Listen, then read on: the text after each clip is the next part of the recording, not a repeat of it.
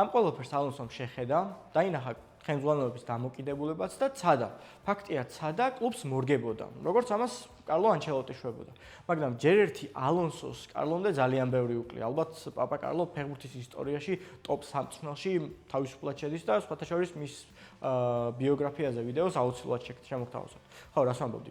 და მეორეც კიდევ ეს მიდგომა პაპა კარლოს მის ბოლო სეზონში უკვე ვეღარ ეხმარებოდა რეალში. ნუ შეიძლება ანჩელოტის შემადგენლობის სერიოზული პრობლემები ჰქონდა, მაგრამ ეს პრობლემები არც ალონსოს აკლდა. ალონსოს ყავდა 5 ცენტრალური მცველი. კარგი, მოდი გადავხედოთ. პირველი მოდის ალაბა, რომელიც ალბათ უკვე დასრულებულია როგორც ფეხბურთელი. შემდეგ მოდის ასენსიო. კარგი ბიჭია, მომწონს მისი მენტალიტეტი, ამის გამო ძალიან გულშემატკივრობ, მაგრამ ნუ ბევრ შეცდომას უშვებს და ყველაზე კარგ ვარიანტში ალბათ ნაჩოს დონი არის.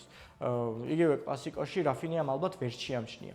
შემდეგ მოდის მილიტაო, ჩვენი საუკეთესო ცენტრალური მცველი, რომელმაც ამ სეზონში უკვე 10 შეხვედრა გამოტოვა. რუდიგერი, რომელიც სექტემბერში დაინტრა და უკვე 15 შეხვედრა გამოტოვა და კლასიკოში მიუწვდომელი იყო. და ჰაუსენი, კარგი ბიჭია, მაგრამ მანაც 8 შეხვედრა გამოტოვა.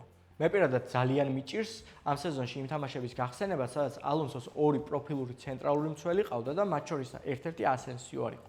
ამას დავუმატეთ თითქმის მთელი სეზონი მარჯვენა მცველის გარეშე და ვიღებთ სურათს, სადაც მწვრთნელი, რომლისთვისაც ფლანგის მცველები უმნიშვნელოვანესია, თამაშობს მარჯვენა მცველის გარეშე.